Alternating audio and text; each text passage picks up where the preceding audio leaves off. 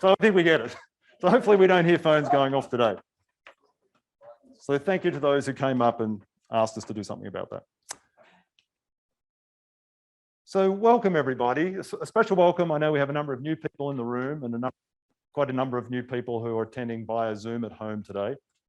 Oh, Annette's telling me to take my mask, so probably can't hear it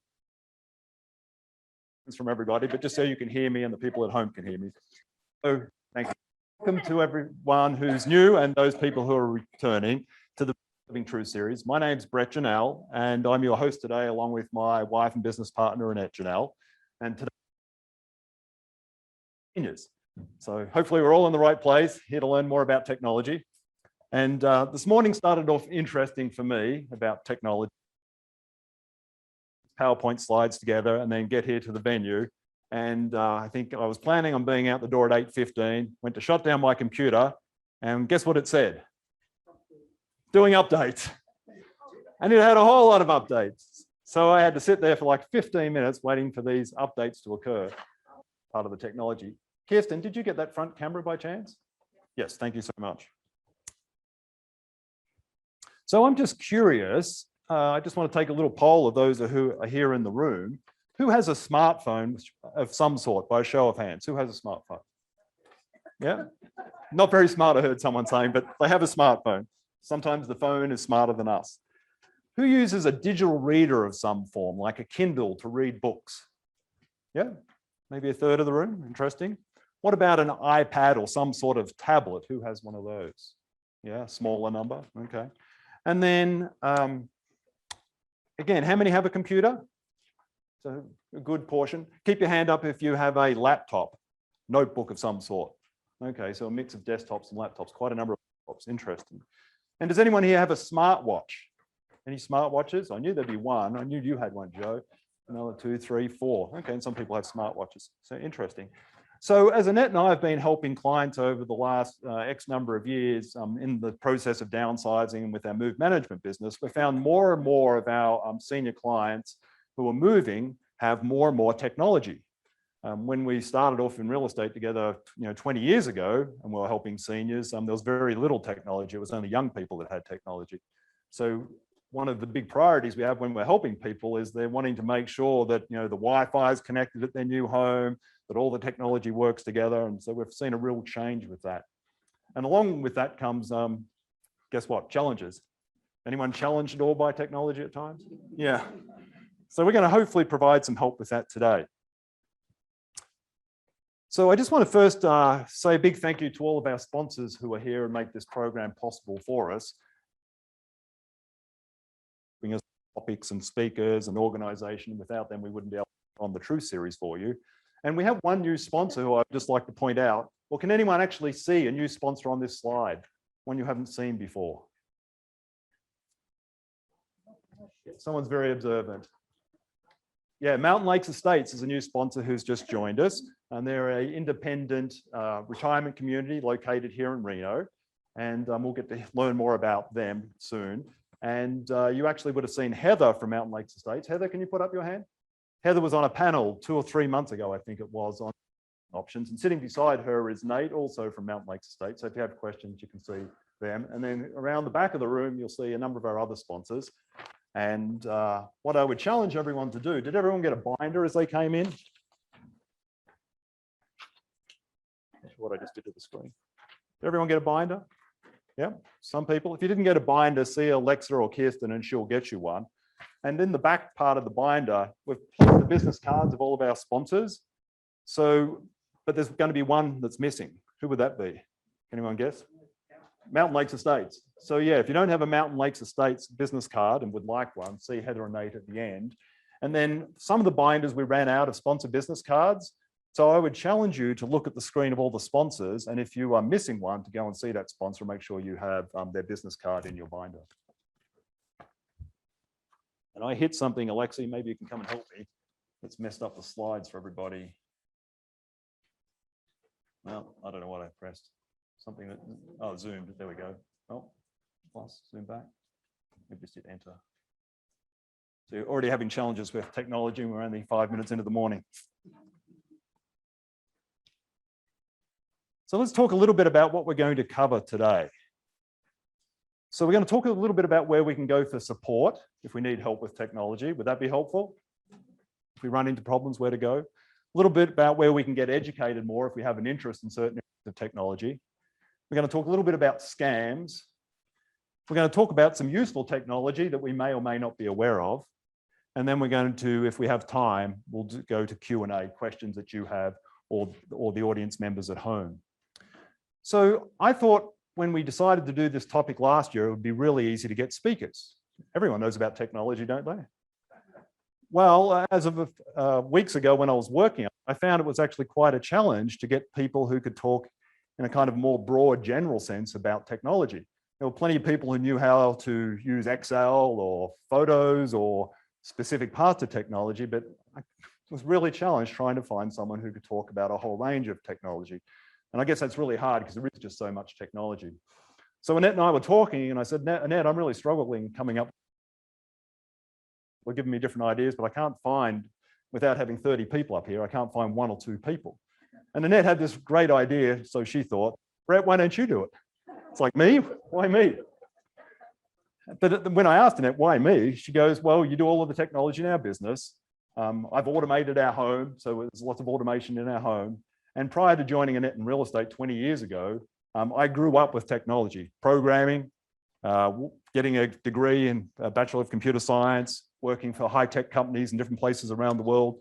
So yes, I have a technology background, but I don't profess to know everything about technology because it changes so quickly. But I do have a reasonable grasp of the different technology that is out there.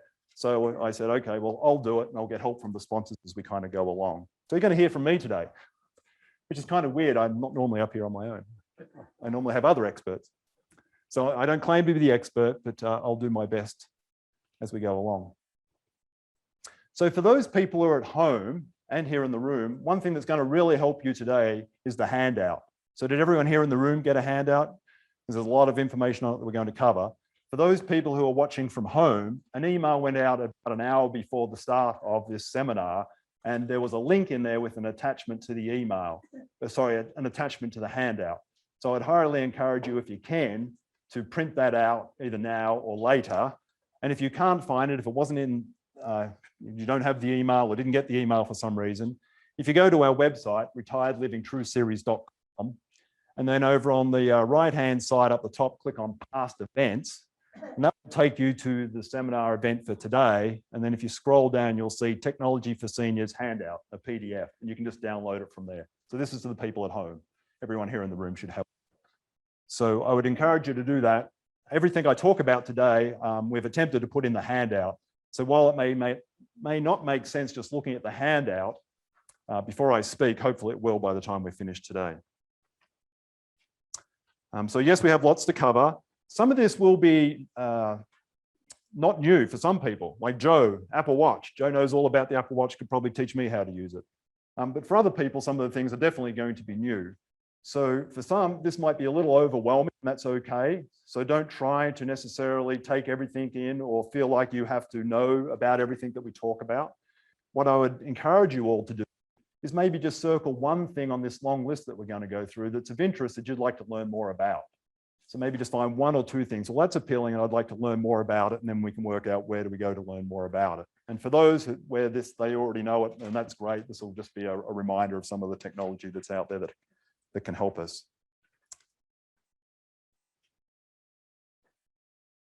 Who really likes to embrace technology by a show of hands? Who likes to play with the new stuff that comes out? Yeah, I can count like 4 hands out of 50 people. So I take that everyone else either doesn't want to answer or is not so thrilled about all this new technology. We want to. It's fun when it works. Fun when it works, yes. So, as we know, there is lots of technology about. We came into the room this morning and we have new projectors. Anyone here who's been here the last few months, this projector was very washed out and dull. I can now control this from my phone or my iPad. We have all new sound equipment, microphones and lavaliers, and I can control it all from a computer or my phone that's hiding down under there. So there's always new technology, and it's more than just computers and smartphones. Would we agree? Used to be a computer was the technology. But now today, there is lots of technology coming at us in all different directions.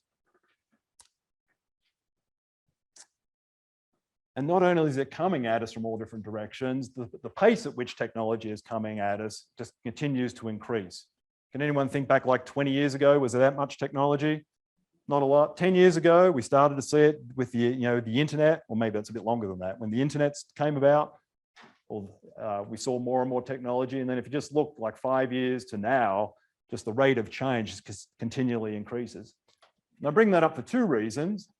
One, we can embrace change and do our best to keep up with it as much as we can in the areas that make sense. Or we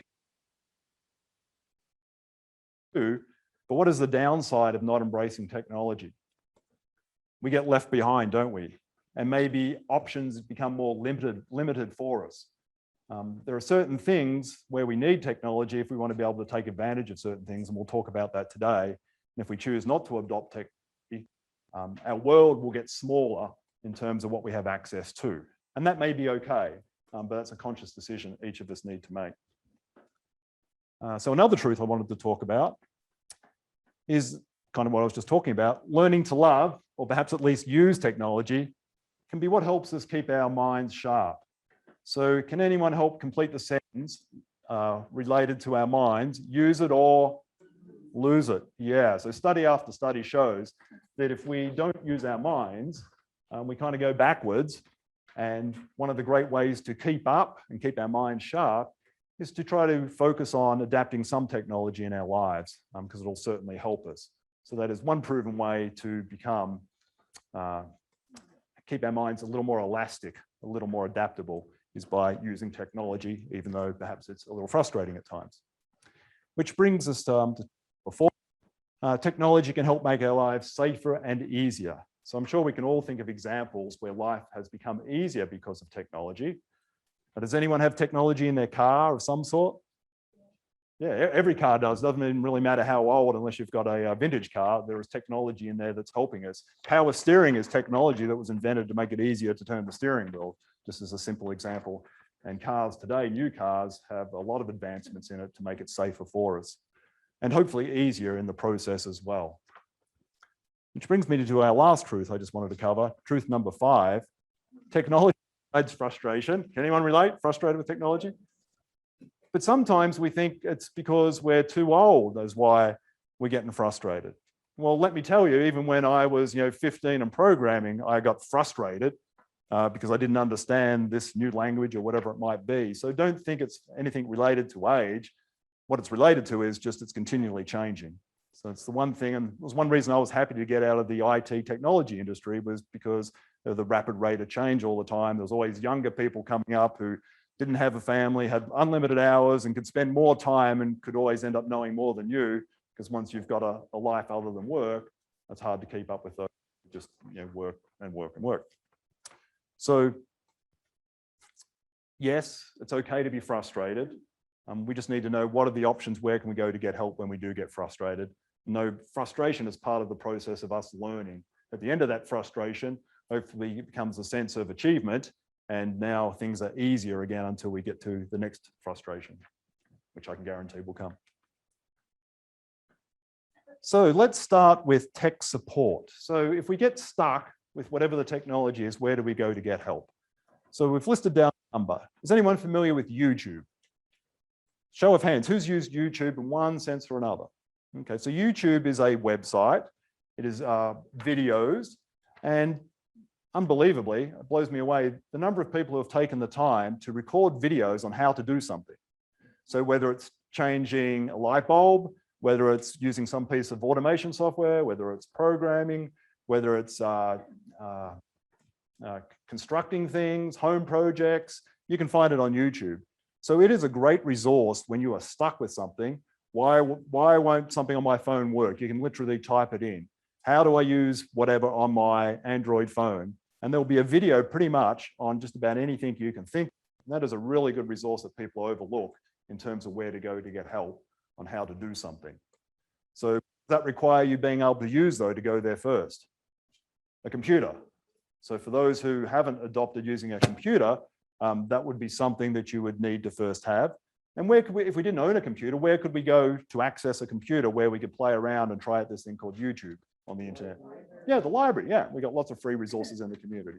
So that shouldn't be a reason for us not to at least have a look at it. Another great place, resource, is Best Buy. So who's familiar with the Geek Squad at Best Buy? So for $199 per year, you can get unlimited support. You can call them on just about any type of technology. You don't have to have bought it from them. You can call them and saying, my phone's not working, my computer, I've got a virus, whatever it might be, and they can pretty much help you. So I think it's a really good return for the $199 if you are having troubles with different technology.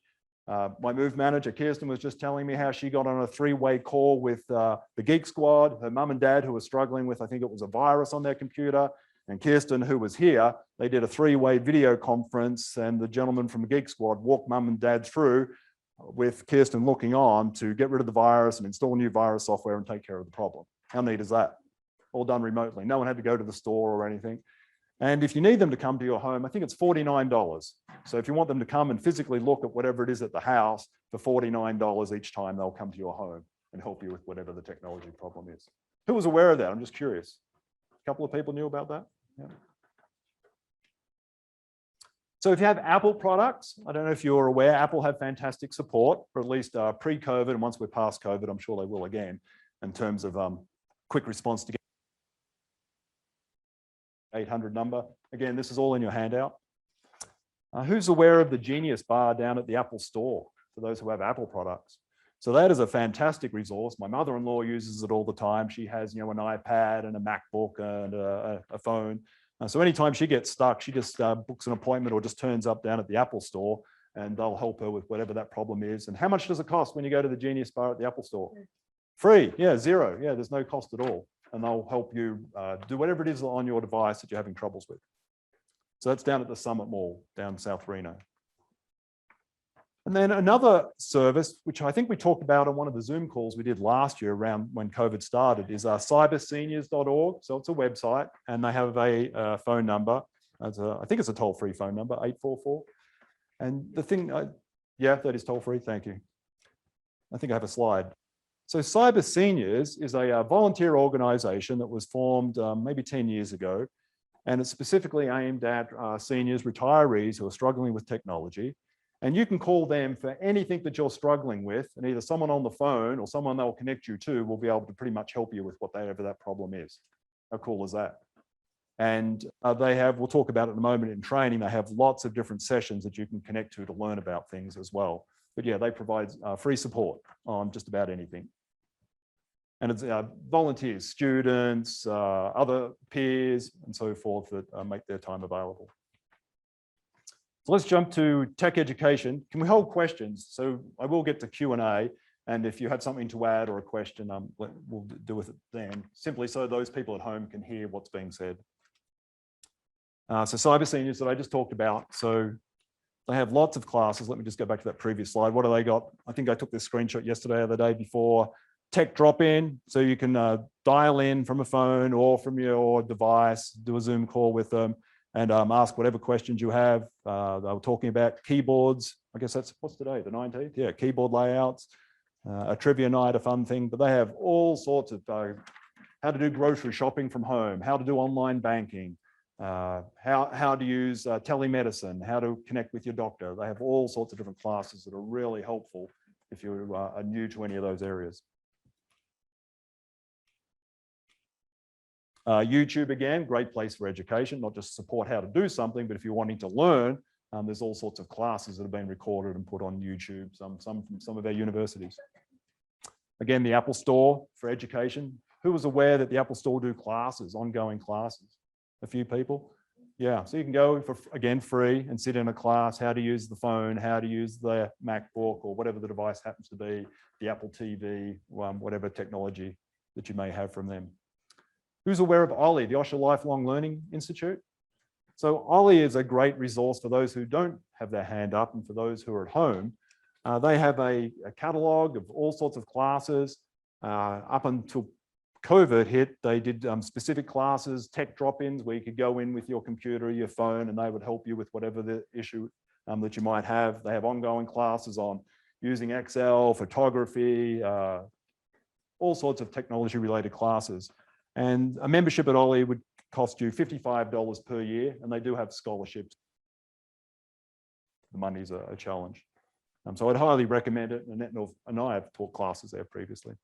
Are they up and running again? They are, yeah. They just put out their August and September schedules, but it's still limited. They're still doing quite a lot via Zoom. So the question was, are they up and running again, Ollie? They most definitely are. But the schedule's a bit more limited than it was, pre-COVID. But if you go to the website, ollie.unr.edu, you'll see their schedule on there of what they have. And they have quite a lot at the moment. I didn't see a lot of technology ones there at the moment, though. Truckee Meadows Community College, they have the Silver College Technology. So they have classes at the moment on using your iPhone, your iPad. Again, pre-COVID, they had a lot of classes. It's a little bit more limited at the moment. But again, that's another great resource when things get back to normal in terms of all the classes that they have available for seniors, specifically for seniors. And then who's aware of learnfree.org? Has anyone gone to that website before? No? Okay, I'm definitely sharing something new. So a company called GFC Global have a not-for-profit learning arm, and they provide a myriad of free online courses. And it's not necessarily all seniors, but a lot are geared towards seniors. So I just took a screenshot of some of the classes they have here. Getting started with computers, learning Microsoft Office, designing nice looking documents, all of the Microsoft suite of products, internet skills, the internet, online safety, social media, how to use email, specific ones of email. They cover Microsoft, Gmail, etc. What else? 3D printing, all sorts of different topics, and they're all free and really high quality. So I would recommend if there's something you want to learn about, that would be a great website to go to, learnfree.org, which again is in your handout. Scams. So we couldn't have a technology topic without briefly talking about scams. And I think last year we did a whole session on scams where we had the Attorney General, some representatives from there. We had the Postmaster. Who else did we have on that panel? Oh, the County Sheriff. Yeah. So anyone who didn't attend that's a really good one to go back and watch the recording on. Again, it's on the Retired Living True series website. But I just wanted to touch on a couple of scams or a couple of types of scams for everyone to be aware of. So who's experienced a pop-up on a device where it says you have a virus and call this number to get it removed? Anyone had that happen to them? Scam, yes or no? Yeah, scam. So if you get a pop-up that's saying, yeah, you've got a virus and call this phone number, guess what they're doing at the other end? They're taking your money. They're taking your credit card details. Yeah, so don't fall for that. If you need help, you call McAfee or whoever the organization is that you might have virus protection with. And another one I've seen is performance. Computer running slow, call this number, another pop-up. So just watch out for those. Phishing emails. So has anyone received emails? I'm sure you have, where it looks like it came from Wells Fargo or Chase or whoever it might be, but it's not at all. So just be really careful of any of those emails you get from institutions saying we're resetting everybody's password or we need to reconfirm who you are. Please log in, and it's got a link. Never use the links in the emails, or if you do, hover your mouse over it and look to see where that link is taking you. Because often, even though it's Chase and it says, click here to log into Chase, if you put your mouse over it, it'll actually show that you're going somewhere totally different. And when you get there, it'll look like Chase or Wells Fargo, but it's not their site at all. Again, they're just capturing your username and your password, and then they're going to commit fraud. So just be really careful of that. So we see those, from the IRS. You've got a tax refund that you didn't know about, banks, utilities, medical, we'll get them. I've seen them like Renown, people imitating Renown, trying to get you to put in your details. What about text messages? Has anyone received a text message and it has a link there to click on? I guess a common one I've seen a lot is like from UPS or FedEx, your package is arriving late, click here to get the latest update. Yeah, again, a scam. So just be careful of any of those. If you don't recognize it, then it's more than likely a scam. And we just see more and more of those all the time. So just as an example, here's an email from supposedly Microsoft. But if we look up the very top, can anyone see the domain name? It doesn't say Microsoft, it says Office 365 Protection Services.co.uk. So that's a clue that it's not from Microsoft, because it'd say Microsoft.com. But people can even fool those and have it appear as if it's coming from Microsoft when it's not. So we still need to be even more careful. Other telltale signs are spelling mistakes. So when you see bad grammar or bad spelling, that's a real strong hint that this is not legitimate. Grammatical errors, fake signatures at the bottom, something doesn't quite look right with the signature. And again, if you put the mouse over the link, it won't say Microsoft.com. It's going to be some other place it's trying to take you to. So just be careful when you get emails that you don't recognize as far as clicking on anything. This is one I just received, I guess it was 2 weeks ago from Amazon. I hadn't seen this scam before. I got it said, actually I have it in a moment. It said invoice, and then there was an attachment, and this was the attachment. Hello, well, that was a little clue at the top. Didn't have a name, but I didn't even look at that. I'm just looking at the amount of money on it. It's the first thing I went to. What, $4,000? I didn't buy a TV for $4,000. And it says, if this order was not made by you, call this red number. So that's what, is that legitimate or not? What do you think? Didn't have an order. So yeah, it's not me at all. I did not purchase that, but I was ready to call the number. And then I thought, well, hang on, Amazon don't even publish their phone number. Try calling Amazon, best of luck. Yeah, their phone number is not just easily published like that. So yeah, this was fraud, but they were using an expensive item to get your attention and then a phone number. And guess what they're probably going to ask at the other end? They're probably going to say, yeah, this is Amazon. Thank you so much for calling us back. We just need to verify your credit card details before we go any further. What's your credit card number and your date of birth and all of those things. And they're committing fraud. And then when I looked more closely, I saw that the email was from something at gmail.com. And then that was a giveaway. There was obviously fraud. And there was no to line. So they basically blind copied a whole lot of people, hoping that some people would be fooled by this and would call that number.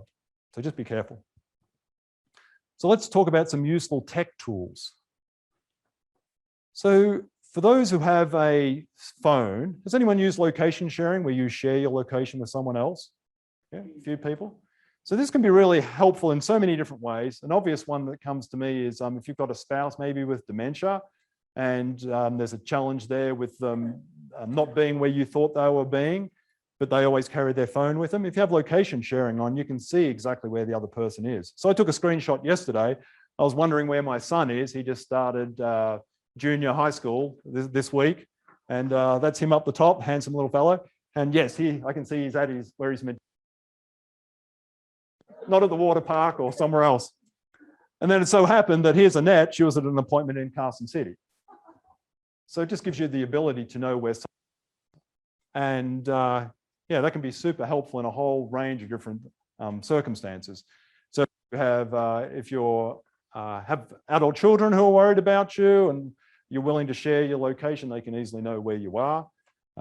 Yeah, so there's lots of purposes of location sharing. Is that on the phone? That's on the phone, yeah, correct. So it's built into iPhone, Android phones, any smartphone has that ability. And if you're wanting to do it with someone who doesn't have the same type of phone as you, so an Apple phone and an Android phone won't work together, but then there's another application you can install on both that allows location sharing as well. So there's ways around that if you're not all using the same phone. Say again, sorry? Systems to get to this? Oh, assistance? Yeah, how do I get help setting it up? YouTube would be the first place I'd go. It'll show you, or just go to the Apple store, or just ask someone else who's maybe done it. Yeah. Emergency SOS. So I thought that's another useful one a lot of people aren't aware of. Who's aware that on your phone you can hold down, whether it's an Android phone, any smartphone, you can just hold down 2 buttons or rapidly press buttons, and this screen will pop up if you need to get hold of 911 and share your location with them. Is anyone aware of that? No? A couple of people? Yeah, so it depends on what model of phone. Like on the Apple phone, I think if it's an 8 or earlier, you press the power button consecutively a number of times. Yeah, just rapidly press, and that'll pop up. Or if you're on a newer iPhone, then I think it's the volume button and maybe it's the home button or the power button. And then on the Android, I can't remember what it's on the Android, but they all have it. So that's just a really useful one if you need to get hold of emergency services or it's a medical issue. And both of those will also text someone as well. So not only will it call 911, you can have it pre-set up to text, your son, your spouse, whoever it might be, so they know that something has happened as well. Maps.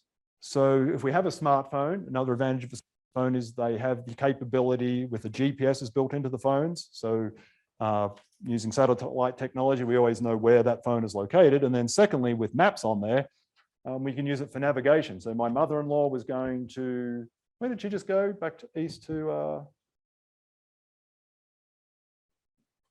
she went back east with her sister and they were renting a car and she was worried about getting lost and trying to use old maps and so forth. And I said, well, you've got a smartphone. Let me just show you how to use the mapping application on it. And she thought that was fantastic. You know, you just type in the address. So they were going to, her and her sister were going to visit their other sister. So we just put in the address and when she got there, they just got the car and hit where they wanted to go and it took them there, no worries at all. Do we remember the old days fighting with maps and arguing with each other? I can just picture the two sisters arguing, trying to fight with a map. Yeah. Waze, if you're not familiar with that, is another app on your smartphone that will route you the most efficient way, taking into account traffic. So if our freeway is busy, it knows that and it'll automatically route you another way if there's been an accident and so forth. So another app worth having on your smart device. Video calling is another great useful tech tool, being able to call people. So if you're on an iPhone, it'd be FaceTime. If you're on an Android, it'd be Duo. Or there's other apps that allow you to communicate with each other irrespective of what phone you have. A popular one is called WhatsApp. So hopefully everyone's seen it. I can just pick up the phone and I can video conference. So I'm always doing it with my family in Australia. So just a great way to be able to stay connected with people. Audio books. Who's borrowed a book from the library? Gone to our public library and used their overdrive system? Yeah, so a great way to access books online. You don't even have to go to the library. You can just do this all online, download the book to your device and read. And how much does it cost to use the library system? Yeah, big fat zero, free. Yeah, so great service, all sorts of books. So books and audio. So you can borrow books to read and you can borrow books to listen to. Another similar one with audio books is Audible. Does anyone use Audible? Audible.com, part of Amazon, a couple of people. Yeah. So I love Audible. It's paid. You paid for the books, but you can get any book that you like. So I love listening to books. When I go walking or running, I can be listening to the book or working out, you know, on a stationary bike. What I love about it is I get bored easily listening to a normal book. It's too slow. My brain just moves a little bit faster. Does anyone else have that challenge sometimes? So the beautiful thing with that, or maybe it's going too fast. So you can change the speed at which the book is being read to you. You can speed it up or slow it down. So if it's something that's really technical you may be listening to, maybe you want to slow it down to be able to take it all in. But then there's other things that's like, come on, get to the point. You can speed it up. And has anyone heard those funny recordings when something got sped up and it sounds really silly? It sounds like, you know, cartoon characters, whatever it might be.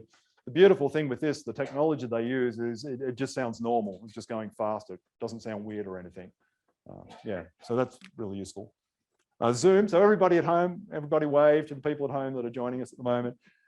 They're already using Zoom, and I know a number of you have attended our seminars over the past year via Zoom, so another great use of technology. And then anyone get spam calls on their phone?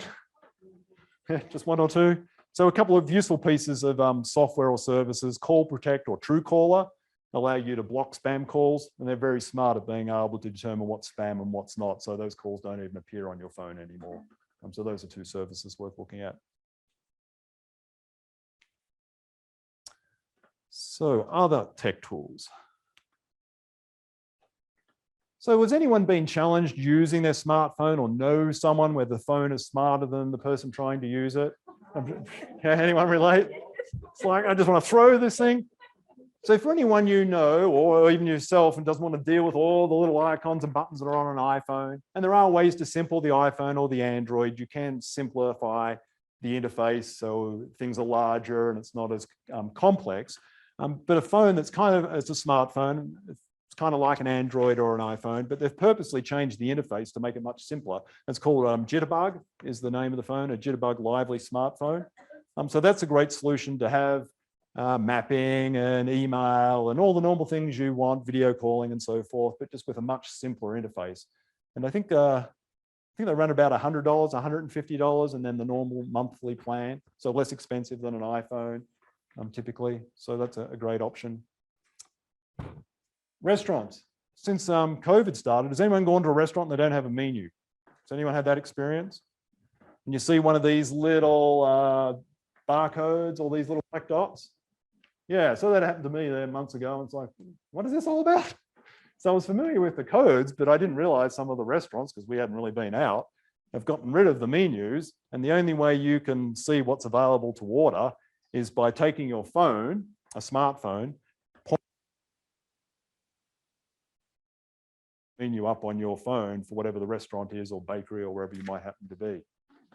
So is it good or bad? I'm not sure. It depends on your view. As Alexa was saying, she went to a restaurant just recently and they had a really big menu. I can't remember what it was. She found it really frustrating. It was the Cheesecake Factory. Yeah. Has anyone been to the Cheesecake Factory? They have a menu with 3,000 items on it.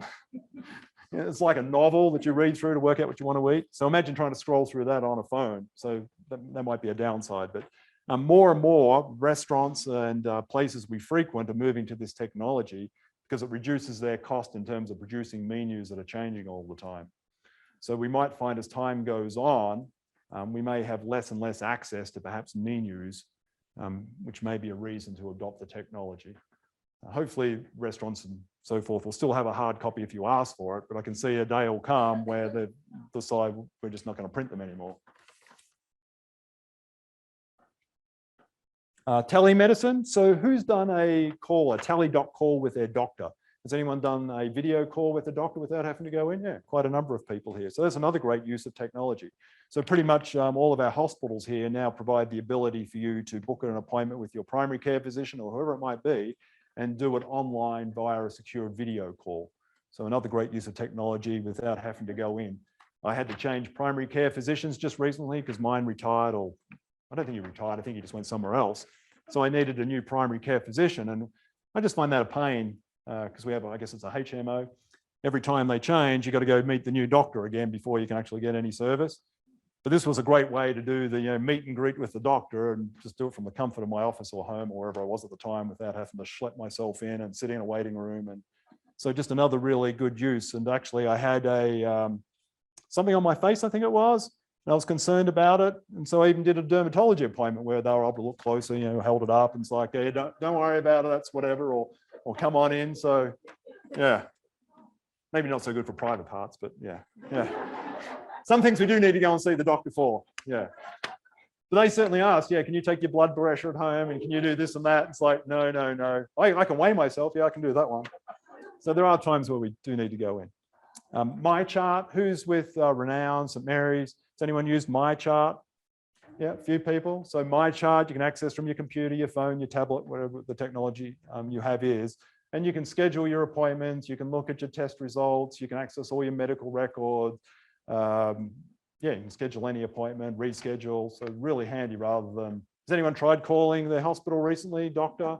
How long are you on hold for? And I think we're being pushed more and more to the technology because it's way more efficient and less costly for the providers to adopt the technology than pay people to answer the phone. So I don't know whether it's just because of COVID or that'll become the excuse, but I can see more and more we're going to be pushed to the online technology than them staffing up call centers to be able to take our calls, unfortunately. Who's got lots of photos at home that they're trying to work out what to do with? I know we have downsizing clients. Says, what do I do with all my photos? What do I do with all my documents? All these tax returns from 1951 that I'm still holding on to. So another handy piece of technology is a document scanner or a photo scanner. So you can get all of that digital and store it either on your computer or on a thumb drive. Little thumb device. This little device here could hold every document and photo I've ever had, and more would fit on something this small. So another great piece of technology, but we don't all necessarily want to spend the time scanning in our 20,000 photos that we've collected over our life. So there are other services that can help us, and I just wanted to touch on those. So if you do have a lot of photos that you would like to have digitized, including video, old VHS tapes, beta, however you pronounce it here, tapes, slides, 8-track. There are organizations you can send it into who will digitize it all for you and then return it to you in the appropriate form or store it however you want it to be stored. So Costco will do photo scanning for you if you have photos. FedEx, you can go down to the FedEx store. And then there's some online ones, Scan Cafe, Scan Digital. What was the other one you just told me about, Kirsten, you've used? Legacy box. I think it's on your handout. I just didn't have it on the slide. You just put it all in a box, send it to them, they scan it all, and then they'll send it back to you on a little thumb drive, just like I showed you, all digitized. And we'll talk more about that in a moment. And then document scanning, the same. If you are wanting to get rid of all of the hard copy documents you have, you're not ready to shred them yet, there's great services that will scan documents for you. So a local one over in Sparks, Office Data Depot, they'll scan, there's a $50 minimum, which is about 500 pages worth. So for $50, they'll scan 500 pages and put it on a digital device for you. It's searchable. So if it was something you wanted then to be able to search, like the PDF is the format they store it in, you can actually search that file of thousands of pages to find what it is that you're looking for. So just a much more compact way of saving it. They can put it on a DVD, a CD, a thumb drive, however you want it. And so it works out to about 10 cents per page. They'll also, they'll hold all of your paperwork for a month. And if you no longer want it and you're comfortable with what they've provided you with, then they'll shred it for you as well. And I think it's, what do they tell me? It's like $6 a box, to shred the paper that you no longer need. So that's a great service. If you don't have as much that you want scanned, FedEx is another great location. They start at 50 cents per page scanned, and it gets less expensive the more you scan. Washoe County Libraries, most of the branches of our library system have scanners, and you can use those for free and scan and save. And typically there'll be someone at the library that'll help you. So it's more of like a page at a time. You have a small amount. It's not like high volume scanning of lots of documents. And then if you have a phone, a smartphone, cam scanner, and then there's several different apps if you go into the App Store where you can just point your phone or your iPad at whatever it is you want to scan, and it'll scan it in and save it as a PDF or whatever format you want as well. So that's kind of a smaller volume. I wouldn't try scanning all 500 pages with my phone one page at a time, or unless you've got nothing else you want to do, you're going to be there for a long time. So I'm thinking of my in-laws who live around the corner from us. And the female is saying, I think you need a hearing test. And the husband has wrote back, why the heck do I need a hairy chest? So we have a little hearing challenge. Can anyone relate sometimes? Ned's always telling me I'm not paying attention, I'm not hearing what's being said. So the reason I bring this up, does anyone have a challenge around the television?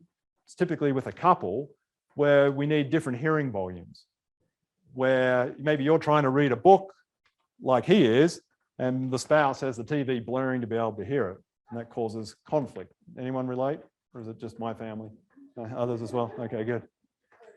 So a great solution that I outfitted my in-laws with, and have since outfitted other members of the family with, is the ability to use a Bluetooth headset, if you're not aware of this, that can connect by a box in the middle that's inexpensive, where husband and wife can have their own headsets and be watching television with and controlling their own volume.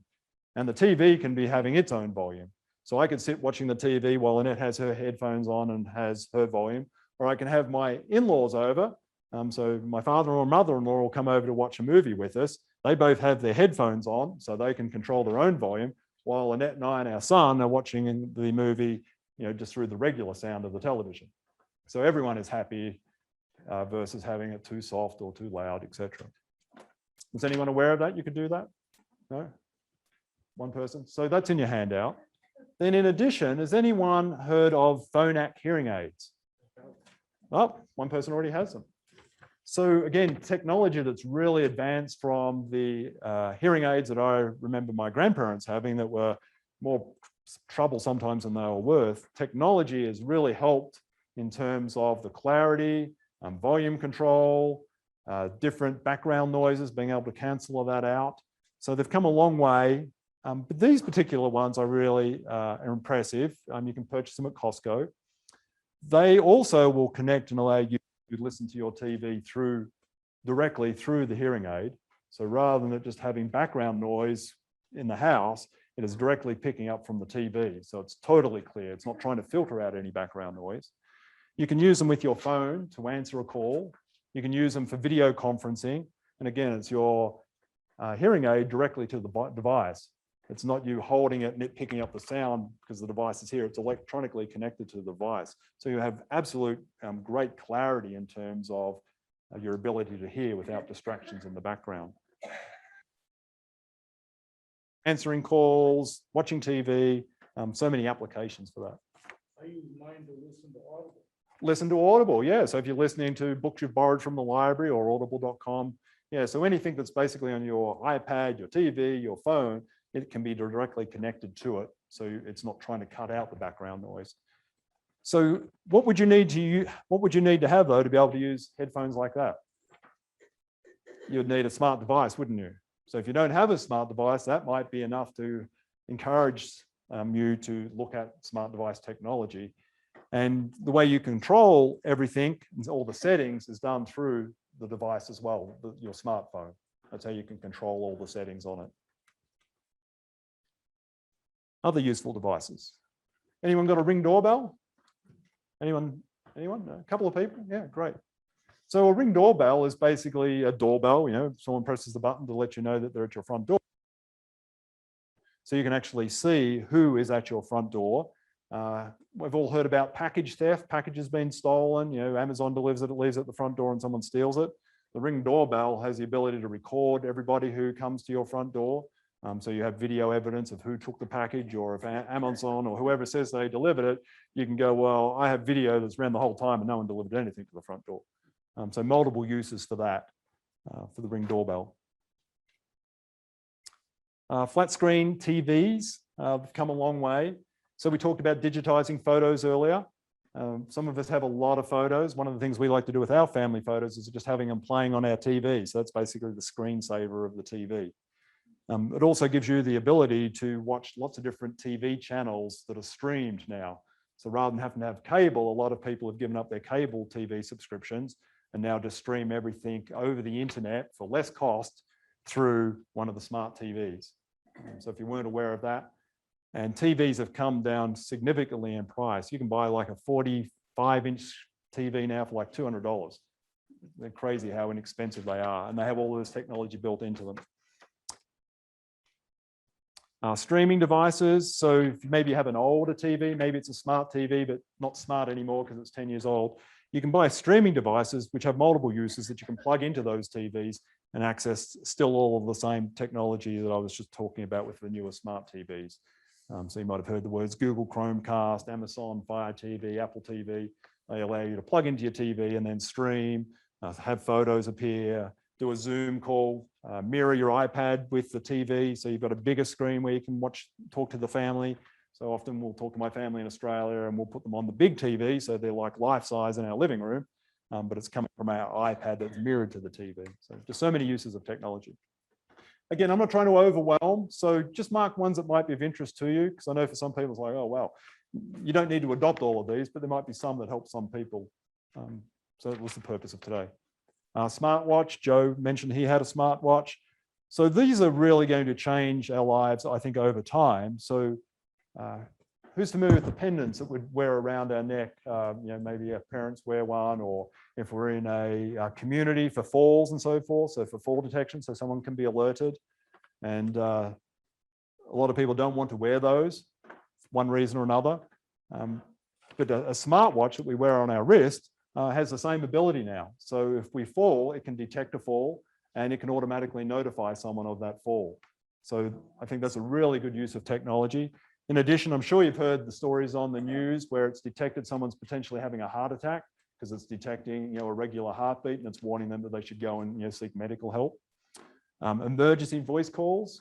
Does anyone know of someone who's fallen and they've been stranded somewhere and haven't been able to get to the phone? Yeah.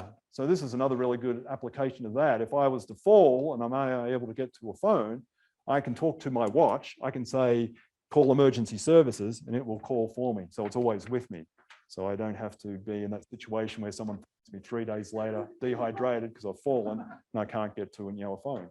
And that is something that happens. Medication reminders is another great use of a smart device, smartwatch. It'll remind you, take whatever it is that you need to take at different times. So I know some people said they had iPads or tablets of some sort. So I know some people are fearful from using the technology because of being complicated. Is anyone familiar with the GrandPad? No. One, okay. So the GrandPad has been specifically designed for seniors. It's kind of like an iPad or an Android tablet. However, it's been simplified to make life easier for us. So rather than having a complicated interface like some of the other devices, it has all the same functionality pretty much, but it's been really simplified in terms of the interface. So we can see here, there's a simple call button, email, photos, camera, video conferencing. As we hit the button on the right, it'll just take us through the various options. So we don't get lost trying to find what it is we're looking for. And Kirsten was just telling me, our move manager yesterday, how she was video conferencing again with her mum and dad at a doctor's appointment, and they had their GrandPad, and she's able to get on a three-way call with the doctor and mum and dad and be part of that conversation, with the doctor. And the beauty of it is, it's a wireless device, so you can do video conferencing. You can use it anywhere you go. So there's lots of cases or situations where that's really helpful for us to be able to stay in contact with others and have the functionality in a simplified manner. I think they run, like $150. Is that right, Kirsten? $41 a month then for the wireless, to be connected. It's another great use of technology. Changing the way we live.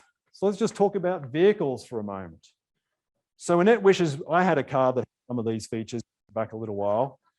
Has anyone ever backed into something by mistake? Come on, be honest. Someone else other than I must have done that. So we got a new car a long time ago.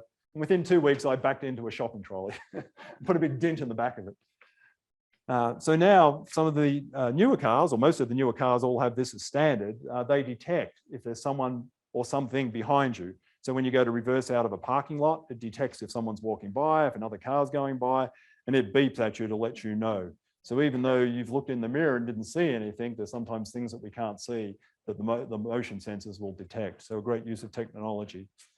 Same when we're driving forward, our current car, it comes on and beeps at you if you get too close. If the car's braking in front, it starts vibrating and lets you know you really need to brake. If you leave it too long, it'll actually brake for you to reduce the impact of hitting into another car. Adaptive cruise technology. So but cruise control, typically, if we have it on and we're on the freeway and the car in front of us is going slower, if we don't do anything, what's going to happen? We're going to crash into the car in front of us, aren't we?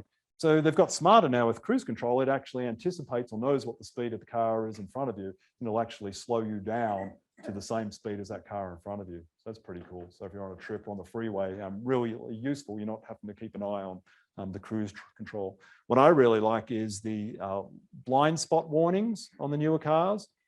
So have you ever gone to change lanes and not saw, in the blind spot that there was another car there and then had to quickly turn back, or worse yet, you've hit the other car? So again, using technology, it detects if there's vehicles beside you. As soon as you turn on your indicator, if there's another vehicle beside you, the car will start beeping at you to tell you not to change lanes. That's kind of neat. So you're not sideswiping another vehicle. And then the same, like if you get out of your lane, it'll detect that you're going over the lines on the side of the road, and it'll either vibrate or start beeping at you. And then the last one I hadn't heard about before until now is drowsy driver alerts. So modern cars will now detect if it thinks you're drowsy, and it'll tell you, you are drowsy, time to pull over. And the way it does that is, how when we get drowsy, we kind of like, and then we kind of, jerk back. Yeah, it can detect that. It knows that you're falling asleep at the wheel. Yeah, so new technology to keep us safe. And I'm sure we've all probably heard of the Tesla vehicles, taking it to another level, not really self-driving, but they're getting closer and closer. I don't know when that'll happen, maybe another 20 years, but the day will come where our cars will drive for us and we don't need to be there. It's going to happen without a doubt. It's just a matter of when. And Tesla is an example of a manufacturer who's getting closer to that.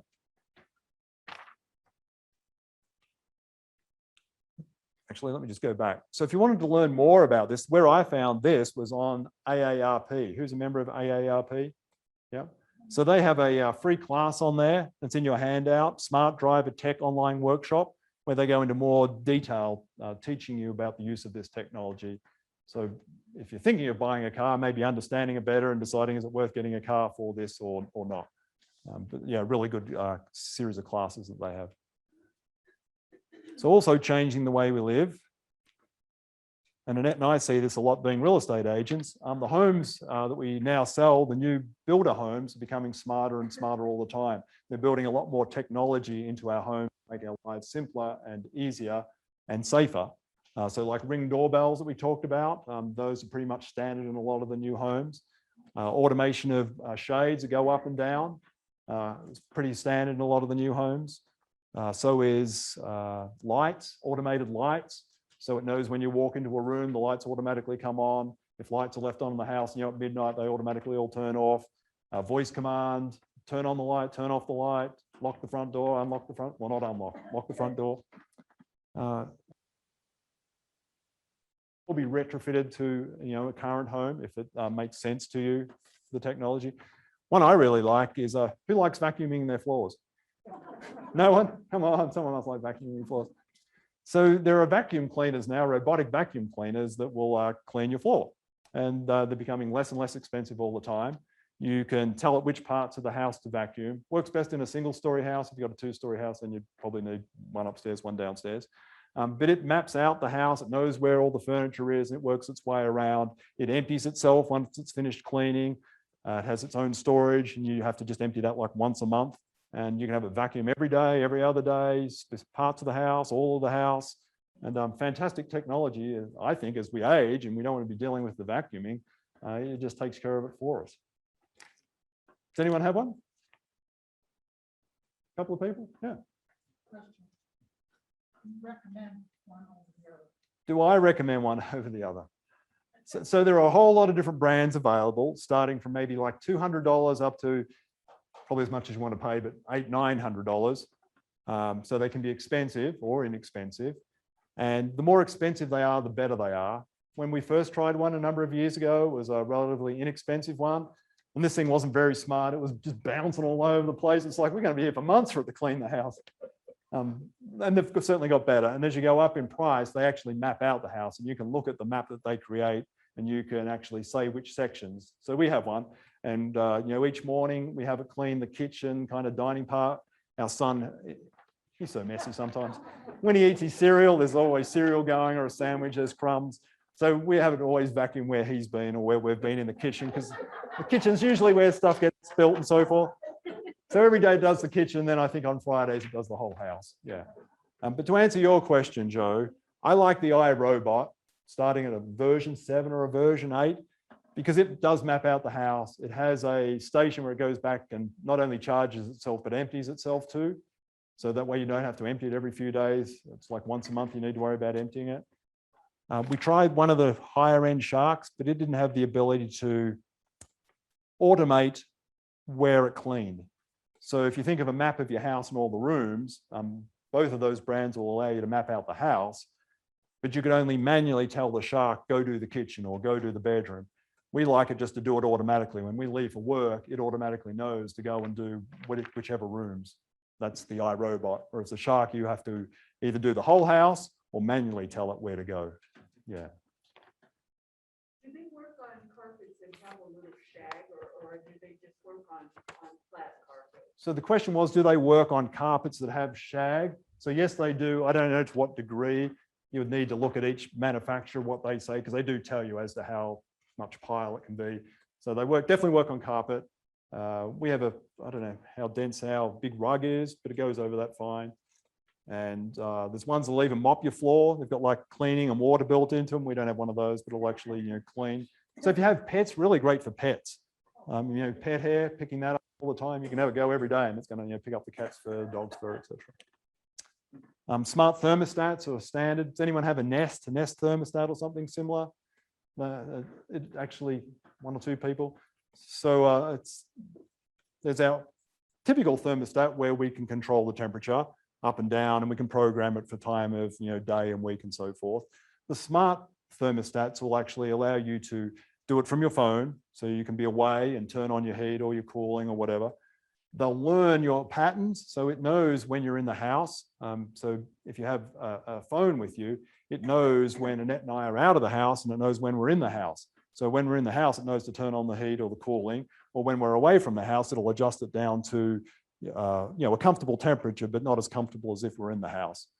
And it'll also learn over time. It knows when you walk past the thermostat and your patterns. So it'll actually work out what the optimal usage is for energy based on your usage of the house. So if it knows you're away during the day, it's not going to keep the house at 72 degrees. You know, it might choose 76 or 78, you know, as far as cooling goes. So it does save you energy over time. And I don't know how much they cost. I think they're like $100 for one of those thermostats. But it's really neat. You can go away on vacation, be gone for a week, and before you come back, you can take it out of economy mode and put it back into normal home, so your house is, you know, warm or cold or whatever the case may be. I mentioned lights, shades, doors, all of those smart devices. And then one of the beauties is automation. So the house can automatically lock the door at 10 o'clock at night, turn off the lights, turn on the cooling, or whatever it might be. That can be all set up and programmed. But what I really like is it all can be controlled by voice. So at our house, we say, Echo, turn on kitchen lights. And some of the communities, I know, like Joe over there, he's over at Revel Ranchero, they have Casper, which is kind of like Alexa. Again, voice controlled. Open the shades, because I've been at your home, open the shades, turn on the lights, turn off the lights. So just really neat use of technology to make our lives hopefully simpler, when it all works. Yeah. So before we jump to opening it up to question and answers, I did well in it. I kept it to 1 hour. I was worried how long. This event, Alexa, if you could help with the poll for those people who are at home. So the next two seminars coming up, September the 15th, it's a Wednesday. Our next seminar is the truth about senior healthcare living options. So on Wednesday, September the 15th. So Wednesday, not Thursday. Normally we always do these on a Thursday, but next month, due to a conflict, has to be on Wednesday. And then October 21st, the truth about selling the home. So for those people at home, if you'd like to attend either of those, you should have a registration pop-up that just appeared on your device where you can go ahead and register for those events.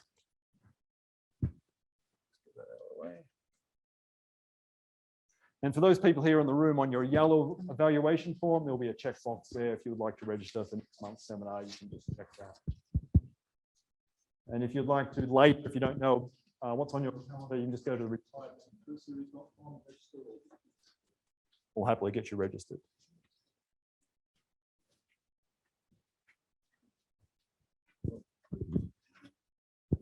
Did anybody, who learned one thing today?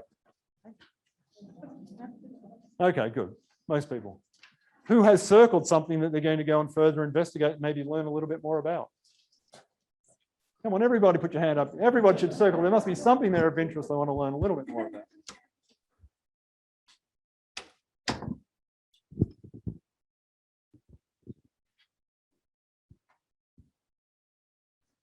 So this is the scariest part for me. You guys are asking questions that I probably don't have answers for. But just before we do, for those people who are at home on Zoom, if you have a question that I can try to answer, or one of our amazing sponsors who are very tech savvy, you can click on the raise hand button on your screen, and that'll alert us that you have a question, and we'll unmute you so we can all hear you in the room. Or you can type into the Q&A box on your Zoom screen. There's a little Q&A icon. If you click on that, feel free to type in your question. Or if you're at home and you're on a phone, you can press *9, and that'll indicate that you have a question, and we'll unmute you. But let's start here in the room. Do we have a couple of microphone runners to help me out? Yep. Kimberly, thank you. Kirsten, great. Let's start with you, Joe. Hello. Not too. Is this on? It's on. You're on. Okay. It's not too personal, but you have a young man going off to high school. How smart is he about all these things at 13? That's a great question. So I think younger people adapt to the technology more quickly than I do, or my parents do. With that said, I know he gets challenged by technology too when things don't work. Just like I get frustrated with things, so does he. So I think I said one of the truths were, it doesn't matter what age we are, there's going to be frustration from technology. This doesn't work, what do I do? Or he'll be on YouTube. He's usually solved it. He'll tell me there's a problem. He'll disappear. And he'll come back and go, don't worry about that, I solved it. I went on YouTube and found whatever it was that he was trying to do. So let's jump to, who's got the microphone next? Kimberly, do you? I do. Help me out, you, my microphone people. There you go. Oh, here at the back, thank you. I had a problem with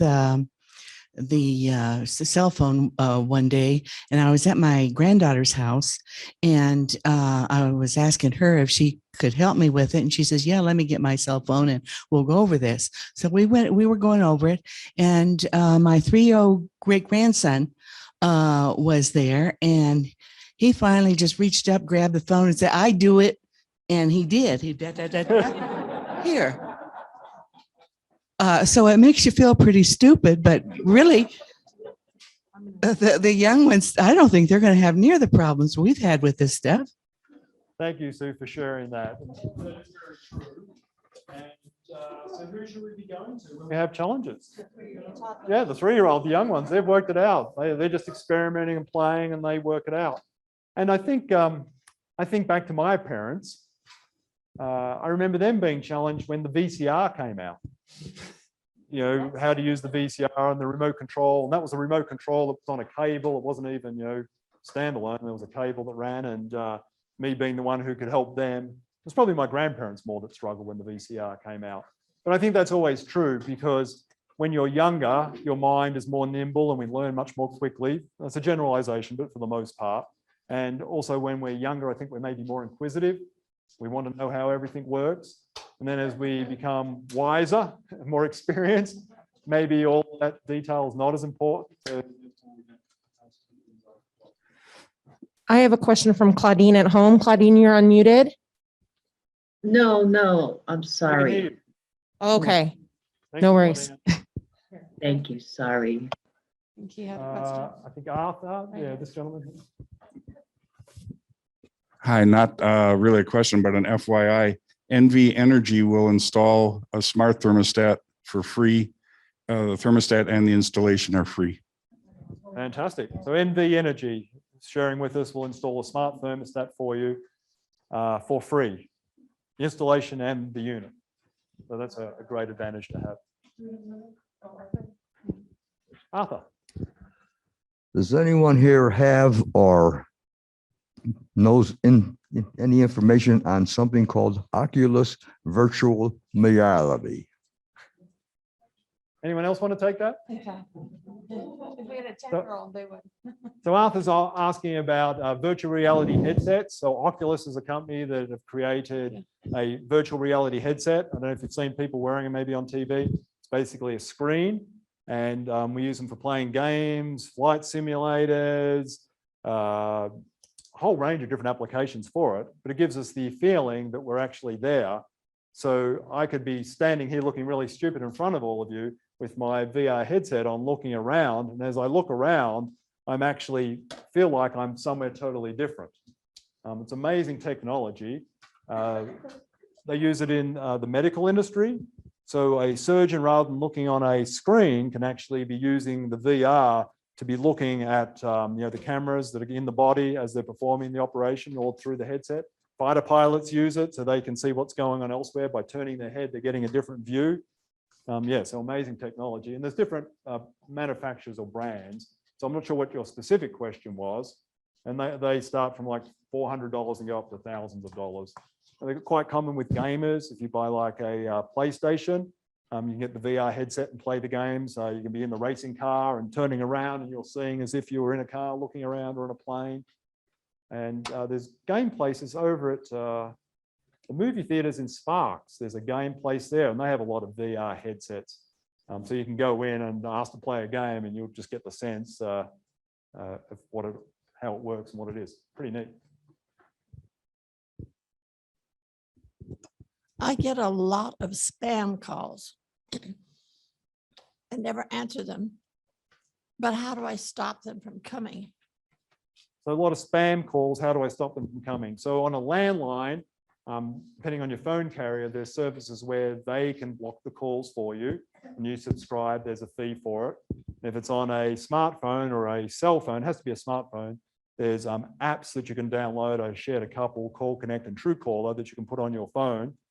And some of the phones like AT&T have a service built in, whether it's an iPhone or an Android, where you can turn it on, and they'll reduce the number of spam calls. Yeah, if you've got a phone and you don't have anything, unfortunately, you're going to get a lot of spam. So I would start off by calling your service provider. So it's a landline, ATT, Spectrum, and asking what they have available. If it's a cell phone, talk to someone who's got a similar cell phone, ask them to help you. Okay, thank you. Beside you, Alexa? We have Carolyn at home with her hand up. I've asked if she wants to. Carolyn? Maybe not. Is that me? I don't Yes, have did my- you have a question? No, I didn't. I didn't know I had my hand up. I never Oh, touched. no any of the worries. buttons. I'm sorry. You're fine. Thank Here, you, Danielle. Carolyn. I was going to answer this lady on the spam calls. Please. I have an iPhone, and if you go down, you can block the caller. So that's what I do. I just block them. I mean, they keep coming back sometimes, but you can keep on blocking them. So if you, well, it just saves you getting a call. But anyway, just Yeah, wanted so to that's a toss great that tip. one in. Thank you for sharing that. If you keep getting the same repeat spam call, I keep getting ones recently from AT&T. It's not AT&T, it's someone pretending to be AT&T. But yeah, in your phone, all the phones, modern smartphones have that ability to block, so that your phone will never ring again if it's a call from that number. And you can unblock too, in case you accidentally block your spouse. You can go back and unblock it. I know people have done that, unintentionally, of course. Can we grab a microphone, Kimberly, just so everybody can hear the question? How do they know it's a spam call? So how do they know it's a spam call? That's beyond me. They have some fancy technology where they can track how many calls are going out from a certain number. So they can use predictive modeling to know that if 1,000 calls are made from this number, caller ID, in a 10-minute period, that's not a real person. It's it's spam. So they have different ways of being able to detect. And then people go on. There's lots of websites where you can go and report spam numbers as well. So I think they feed into those and grab that information and then have a way of working out what's real and what's not. I'm sure there's false positives as well. That sometimes things get marked as spam, just like your emails. Anyone found a real email in their spam folder? Yeah, so I'm sure that happens as well. So yeah, we all have. Over here, and then we'll come over here. Kirsten, can you bring a mic down here? Oh, hi. I've been getting telephone calls and that I didn't recognize for the area code. And I looked it up on the internet, and there's such a thing as, even though the phone said free toll call, what it is free, it's for free for the people in the Virgin Islands or the Bahamas. But I would be paying for it if I lift up the phone. Correct. So even though it says free toll, not for me, not for the receiver. Yeah, so be careful on toll numbers. So I guess to explain a little bit more, someone can call you from overseas, what looks like a toll-free number or whatever message they want to have appear on your phone. What they're trying to do is get you to call them back, because they actually get paid for you calling back. They receive money for you using that number. And that's why they're doing it, trying to get you to dial back, because every time you call back, they make money from it. And so does the carrier, whoever provided the service. Yeah, so you just need to be careful of those. If you don't recognize the number, don't call it back. Yes. One of the things they're doing now too is it'll show on your phone or on our TV, it shows to the number that's calling, and it'll be a 775 area code.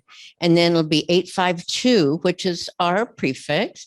And then the rest of it is spam. I mean, it's just, so if we see out of area on our phone or on our television, then we just don't answer it. And it rings 4 times and hangs up. Right. Yeah. Yeah, that's tricky where they're using your caller IDs. You think it's someone you know, but they've just purchased a batch of numbers that they're doing spam calls from. Microphone down here? Yeah, I do.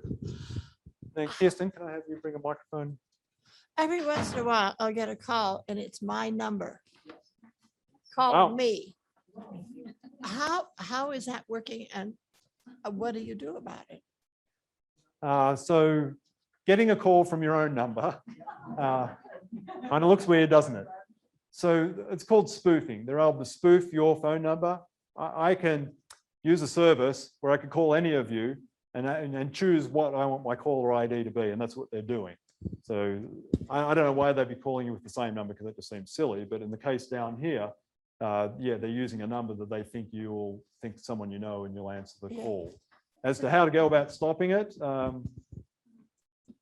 if it's on a cell phone, I guess you can just block your own number.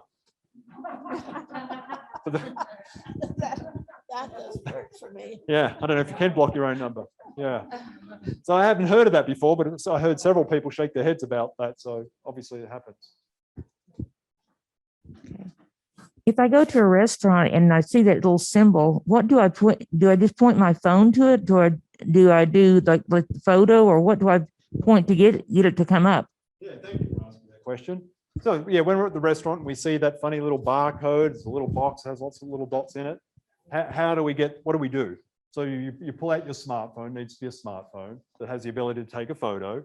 And most of the newer phones have this built in. So if you put it into photo mode and then just point it at the barcode, it's smart enough to recognize that that's a barcode, that you're not trying to take a photo, and it'll automatically open up where you need to go. It'll actually prompt you and say, do you want to open up Cheesecake Factory? And you'll say yes, and then up pops the menu. If you have an older phone, still a smartphone, but an older one, maybe 7 or 8 years old, you can download an app called a QR code reader. So in the app store of your Android phone or your iPhone, you'll find the app that's a QR code reader.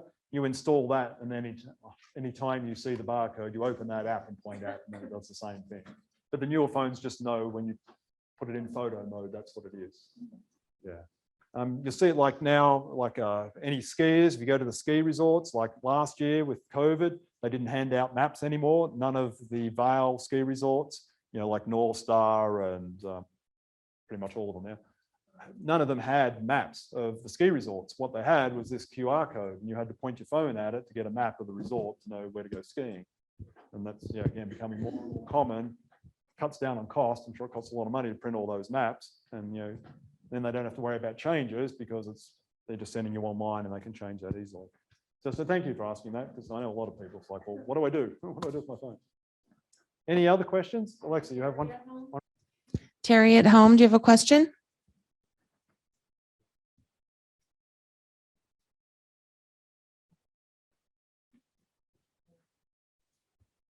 Any other questions? Because when I leave this room today, I know nothing about technology. Gone. I do have one more at home. She asked if this presentation will be available to rewatch, and the answer is yes. All of our seminars are recorded and available on our website, retiredlivingtrueseries.com, past events. All of them. How many? 2018? I think since 2018. 2018, yeah, a good 3 or 4 years worth. Can we get a microphone down here, please, Kimberly? Have I done okay today? Do I share some reasonably valuable information? Yeah, good, thank you. I was a little worried about doing this on my own. As I mentioned earlier, I have the phone app hearing aids, but I had to get them through a prescription. And you said they were available at Costco. Is that the same situation? Do you have to get a prescription to get them? I don't know the answer. Someone's saying no. Don't need a prescription. I can just go buy them off the shelf, can I, in Costco? Yeah, but I'm sure if you go down to Costco, they'll soon tell you whether you can have them or not. And yeah, because they do hearing tests down there, so maybe they require to have a hearing test, but someone's saying no, you can just go get them. Oh, okay, thank you. So if we don't have any more questions, we do. Well, while Alexis working on that, I just wanted to thank everybody. It's fine. It's a okay. I just wanted to thank you all for being here, being patient with me today, and we appreciate you all taking the time to be here in the room. I want to mention next month, I was just told that we're going to have our full room back. So for those who are at home, we'll be able to accommodate 150 people next month as a special, just for next month only. Next month only, going once, twice. The challenge we have here at the moment is, see this wall? It's broken. And that's why our room has been limited to half the size since we've come back here in person. And they're working on getting it replaced. It's like a casino wall. Does anyone want to take a guess Actually, would anyone like to buy us a new wall first? Anyone? No? How much do you think a wall like this might cost? 16? 15? I assume we're talking thousands. Yeah, $30,000. That was the bid. Yeah, seems ridiculous. Yeah. Anyway, hopefully they're getting a better bid. So that's been the hold up. So from what I'm told, we'll definitely have a full room, the full venue again for next year. September we'll have it, but then the next couple of months they need to put the wall back for some other things. So yeah, if you all want to be here in person, next month would be the month to see old friends and so forth, because we can fit a whole lot more people in, and hopefully we're in a better situation with masks. And thank you everyone so much for bringing your masks today. So I just want to say thank you again for being here. And wish you all a wonderful rest of today. Go off and play with some technology. Thank you.